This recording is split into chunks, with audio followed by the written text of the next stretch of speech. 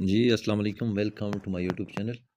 MD CAT physics की lecture series का आज का हमारा लेक्चर नंबर 4 है। और ये जो लेक्चर सीरीज़ है ये पास्ट पेपर्स एनालिसिस से ली गई है और इसमें मोस्ट इम्पॉर्टेंट जो एमसीक्यूज़ हैं उनको डिस्कस किया जा रहा है। तो स्टार्ट करते हैं आज के लेक्चर को। लेक्चर स्टार्ट करने से पहले अगर आप लोगों ने अभी तक मेरे इस चैनल को सब्सक्राइब नहीं किया तो काइंडली सब्सक्राइब कर दें। A particle is moving along a circular path of radius 6 meter with a uniform speed of 8 meter per second. The average acceleration when the particle complete one half of the revolution is। एक particle है जो कि circle में move कर रहा है और उसका जो रेडियस है वो 6 मीटर है और उसकी यूनिफॉर्म स्पीड है 8 मीटर पर सेकंड।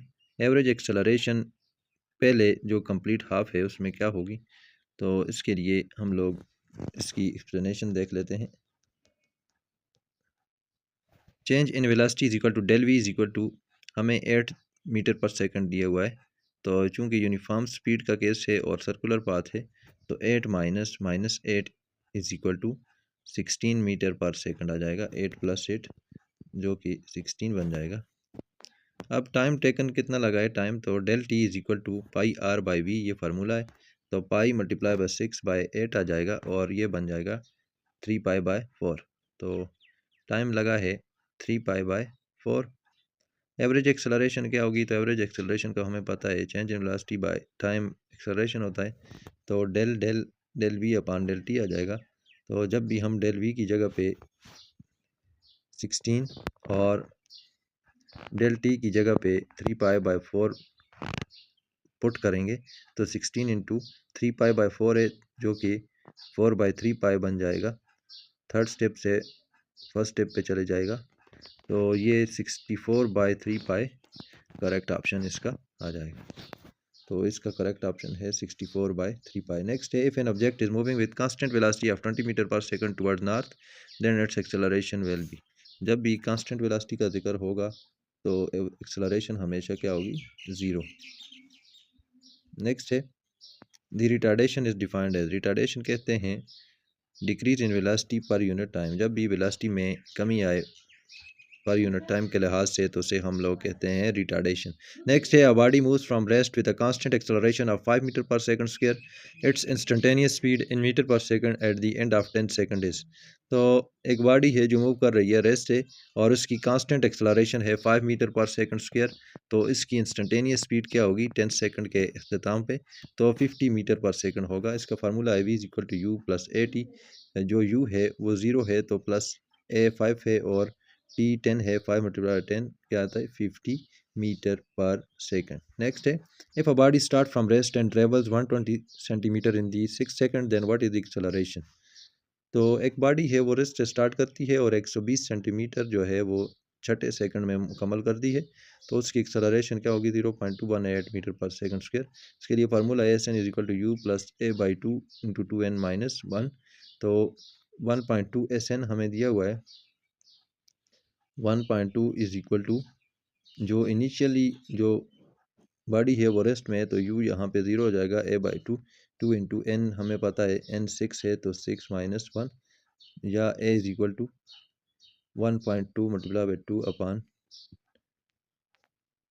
4। तो जब इसको हम लोग मल्टीप्लाई और डिवाइड करेंगे तो 0.218 मीटर पर सेकंड स्क्वायर आ जाएगा। नेक्स्ट है, if a car at rest accelerate uniformly to a speed of 144 kilometre per hour in 20 second then it covers a distance of। एक कार अगर रेस्ट पे है और वो स्पीड जिसकी है 144 किलोमीटर पर आवर 20 सेकंड में वो कवर करती है तो उसने कितना फासला तय किया 400 मीटर। तो v जो है वो 144 किलोमीटर पर आवर है जो कि 40 मीटर पर सेकंड में अगर हम लोग लें तो 40 मीटर पर सेकंड आ जाएगी। Formula V equal to U plus A T. जब वेरियोस पुट करेंगे तो ए 2 मीटर पर सेकंड स्क्वायर आ जाएगा। हमें डिस्टेंस निकालना है एस, तो S equal to half A T square होता है। जब वेरियोस पुट करेंगे तो 400 मीटर इसका रिजल्ट आ जाएगा। नेक्स्ट है, an object is projected upward with a velocity of 100 metre पर second it will strike the ground after approximately. कितने टाइम में एक ऑब्जेक्ट को जब हम लोग प्रोजेक्ट करें तो 100 मीटर पर सेकंड उसकी वेलोसिटी हो तो वो ग्राउंड पे कब पहुंचेगा 20 सेकंड के बाद। टाइम ऑफ फ्लाइट का फार्मूला है 2u अपान जी। तो u की हमें 100 मीटर पर सेकंड दी हुई है तो G10 होता है 2 into 100 divided by 10 20 second. Next है force of 1 newton is applied on a body of mass 100 gram then A would be. एक फोर्स 1 न्यूटन की एक 100 ग्राम की बॉडी पे जब लगेगी तो एक्सेलरेशन क्या होगी? तो एक्सेलरेशन का formula F is equal to M A है। न्यूटन सेकंड लॉ के मुताबिक A is equal to F by M आ जाएगा।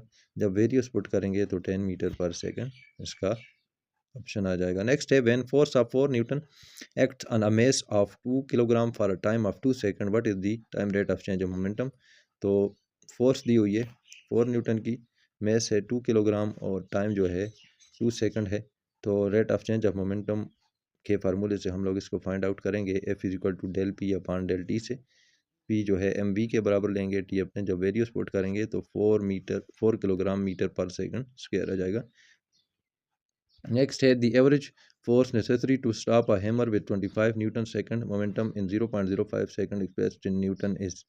तो एवरेज फोर्स जब भी एक हथौड़े को रोकने के लिए इस्तेमाल हो 25 न्यूटन सेकंड टाइम लगे और मोमेंटम उसका 0.05 सेकंड हो तो इसको एन में हम लोग कैसे रिप्रेजेंट करेंगे? 500 न्यूटन आ जाएगा। फार्मूला है del P is equal to F cross T.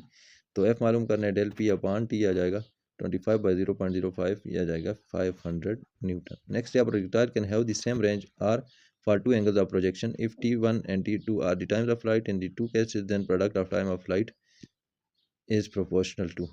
तो एक प्रोजेक्टाइल है जिसके जो सेम रेंजेस आर हैं दो एंगल्स के लिए, अगर T1 और T2 जो है ये टाइम ऑफ फ्लाइट्स हों तो प्रोडक्ट जो होगा टाइम ऑफ फ्लाइट का वो किसके प्रोपोर्शनल होगा? आर के, डेट इज़ रेंज के। तो ये इसके लिए दो कैलकुलेशंस करनी है। T1 को हम लोग निकालेंगे, T2 को निकालेंगे, जब मल्टीप्लाई करेंगे तो 2r अपॉन जी आ जाएगा। नेक्स्ट है a force of 6 newton acts on a mass of 1 kilogram which acquire velocity of 30 metre पर second the time for which the force act is. तो एक फोर्स दी हुई है 6 न्यूटन की और मास 1 किलोग्राम है, वेलोसिटी 30 मीटर पर सेकंड है, तो जो टाइम होगा वो क्या होगा? तो इसके लिए फार्मूला है F is equal to del P upon del T. तो जब टी की वैल्यू निकालेंगे डेल पी की जगह mv पुट करेंगे तो T is equal to mv upon F आ जाएगा। जब वेरियस पुट करेंगे तो हमारे पास इसका रिजल्ट आ जाएगा 5 सेकंड। नेक्स्ट है hand ball stars vertically upward with velocity of 19.6 meters approximately how high will it rise. एक हैंड बॉल है जिसको टास किया गया है और उसकी वेलोसिटी जो है 19.6 मीटर्स है। तो इसकी जो हाइट है, मतलब हाईनेस क्या होगी जब भी हम उसको ऊपर फेंकेंगे, तो 20 meter. Formula H is equal to V I square upon 2g। जब वेरियस पुट करेंगे तो हमारे पास 20 मीटर आ जाएगा। नेक्स्ट है a runner runs 100 meter in 10 seconds then turns around and jogs 50 meter back towards point in 30 seconds what is the average speed and average velocity in meter per second। तो एक runner है जो कि 100 metre 10 second में cover करता है और 50 metre दोबारा वो 30 सेकंड में कवर करता है, तो एवरेज स्पीड और एवरेज वेलोसिटी क्या होगी मीटर पर सेकंड में? तो एवरेज जो स्पीड है उसके लिए और एवरेज वेलोसिटी के लिए दो फार्मूलाज हैं। एवरेज स्पीड का जो है एस बाई टी है, जब वेरियस पुट करेंगे तो 3.75 मीटर पर सेकंड आ जाएगा। एवरेज वेलोसिटी के लिए डी अपॉन टी है, वेरियस पुट करेंगे 1.25 मीटर पर सेकंड आ जाएगा। नेक्स्ट है maximum height on the trajectory which of the projectile become zero.